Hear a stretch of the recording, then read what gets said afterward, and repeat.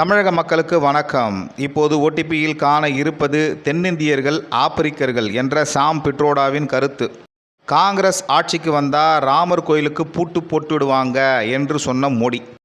முதல்ல சாம் பிட்ரோடா. இந்த சாம் பிட்ரோடா யாருன்னா இந்திய காங்கிரஸுடைய அயலக தலைவர். இவர் அப்பப்போ அருமையான கருத்துலாம் சொல்லி பிஜேபிக்கு மிகப்பெரிய அளவில் உதவி பண்ணிட்டு வர்றாரு. ஏற்கனவே அமெரிக்காவில் இருக்கக்கூடிய பரம்பரை வரியை பற்றி பேசி காங்கிரஸுக்கு கெட்ட பேரை வாங்கி கொடுத்தாரு. அதெல்லாம் ஒன்றுமே இல்லைன்னு சொல்லக்கூடிய வகையில் இப்போ பேசியிருக்கார். இந்தியர்கள் ஏறக்குறைய 75 ஆண்டுகளாக ஒன்றா இருக்கிறாங்க. கிழக்கு பகுதியை சேர்ந்தவங்க சைனீஸ் மாதிரி இருக்கிறாங்க, மேற்கு பகுதியை சேர்ந்தவங்க அராபியர் மாதிரி இருக்கிறாங்க, வடக்கு பகுதியை சேர்ந்தவங்க வெள்ளைக்காரங்க மாதிரி இருக்கிறாங்க, தெற்கு பகுதியை சேர்ந்தவங்க ஆப்பிரிக்காக்காரங்க மாதிரி இருக்காங்க. இப்படி பல வகையான நிறம், மொழி, உணவு, கலாச்சார வேறுபாடுகள் இருந்தாலும் நாமெல்லாம் ஒன்றா இருக்கிறோம். இதை ஏன் இப்போ சொன்னாருன்னே தெரில. தேவையே இல்லாத ஆணி. இதை சாதாரணமாக ஒரு மனுஷன் கேட்டாலே இந்திய மக்களை பிரித்தாள்வதற்கான சூழ்ச்சின்னு ஈஸியாக புரியும். அப்போ பிஜேபி விட்டுருமா? மோடி பேச ஆரம்பிச்சிட்டாரு. இப்போ இந்திய மக்களை நிற ரீதியாக காங்கிரஸ் பிரிக்க பார்க்குது, பிரித்தாளும் சூழ்ச்சியை கையாள்கிறது. நம்ம தமிழக பாஜக தலைவர் அண்ணாமலை அவர்கள் நான் கருப்பு பாரதியன் என்று ஒரு பதிவு போட்டிருக்காரு. ஏகப்பட்ட பேர் நான் சிவப்பு பாரதியன், நான் மாநிற பாரதியன், நான் சுமார் கருப்பு பாரதியன், நான் சூப்பர் கருப்பு பாரதியன்னு போட்டு தாக்குன்னு தாக்குறாங்க.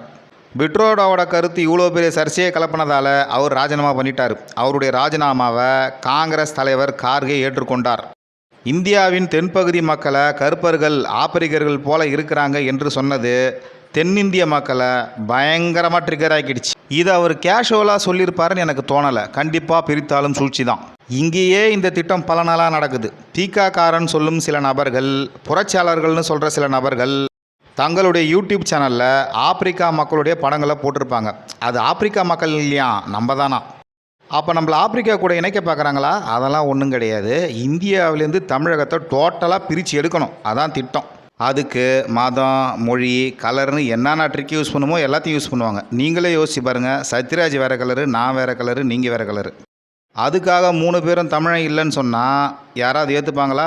தமிழ்நாட்டில் நம்மள ஆப்பிரிக்காக்காரங்களாக சித்தரிக்கிற ட்ரை பண்ணுற குரூப்பை விட்டுருங்க. அது ரொம்ப நாளாக இயங்குது, எவனும் கண்டுக்கலை. ஆனால் இந்த சாம் பிட்ரோடாவுடைய பேச்சு மிகப்பெரிய அதிர்வலைகளை இந்தியா ஃபுல்லாக உருவாக்கியிருக்கு.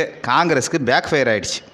காங்கிரஸை பொறுத்த வரைக்கும் இந்த சாமோட கருத்தை பட்டுக்கவும் இல்லை, தொட்டுக்கவும் இல்லை, நைஸாக கைண்டிங்கினாங்கோ. அடுத்து மோடி அவர்களின் அதிரடி பேச்சுகள். காங்கிரஸ் மீண்டும் ஆட்சிக்கு வந்தால் ராமர் கோயிலுக்கு பூட்டு போட்டு விடுவார்கள். ஒரு குறிப்பிட்ட மத மக்களை எங்களுக்கு ஓட்டு போடுங்க, பிஜேபிக்கு போடாதீங்க என்று சொல்வதன் மூலமாக ஓட்டு ஜிகாத் பண்ணுகிறார்கள். ஓட்டு ஜிகாத் வேண்டுமா, ராமராஜ்யம் வேண்டுமா? சரி, எதுக்காக ராமர் கோயிலுக்கு பூட்டு போட்டுருவாங்கன்னு மோடி அவர்கள் சொன்னார். காங்கிரஸின் முன்னாள் தலைவர் பிரமோத் கிருஷ்ணம்னு ஒருத்தர், அவர் தான் சொல்லியிருக்காரு. ராகுல் தனிப்பட்ட சர்க்கிளில் பேசும்போது காங்கிரஸ் ஆட்சிக்கு வந்தால் ராமர் கோயில் தீர்ப்பை மாற்றுவோம் அப்படின்னு சொன்னதா. அந்த தீர்ப்பை மாற்றினாலே கண்டிப்பாக ராமர் கோயிலும் கிடையாது, அதற்கு வழிபாடும் கிடையாது. அதனால தான் பூட்டிடுவாங்கன்னு மோடி சொல்லியிருக்காரு. அப்படி மாற்ற முடியுமா? ஏற்கனவே இவங்க ஷாபானு கேஸை மாற்றினவங்க தான். ஷாபானு கேஸ் என்றால் என்ன? 1985 ஷாபானு என்கிற இஸ்லாமிய பெண்மணி கணவரை பிரிந்து வாழ்ந்ததால் ஜீவனாம்சம் கேட்டு வழக்கு தொடுத்தாங்க. அந்த வழக்கில் இவங்களுக்கு சாதகமாக தீர்ப்பு வந்துச்சு. தீர்ப்புப்படி ஷாபானுக்கு ஜீவனாம்சம் வழங்கணும். ஆனால் பல்வேறு வகையான இஸ்லாமிய அமைப்புகளும் இதை எதிர்த்துச்சு.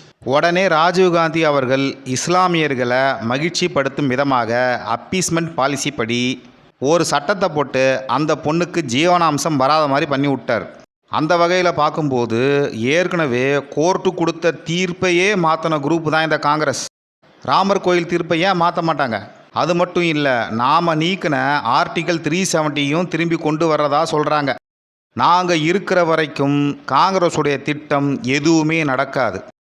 அப்படி நாங்கள் நடக்க விடாமல் தடுக்கிறதுக்கும் பாரதத்தை வலிமையாக மாற்றுவதற்கும் 400க்கும் மேற்பட்ட தொகுதியை எங்களுக்கு கொடுங்கன்னு கேட்குறாரு. இதெல்லாம் மதவாத பேச்சுகள்னு எதிர்க்கட்சிகள் சொன்னாலும் காங்கிரஸ் சொன்னதுக்கு பதிலடி கொடுக்குறார். அவ்வளோதான். நன்றி, வணக்கம்.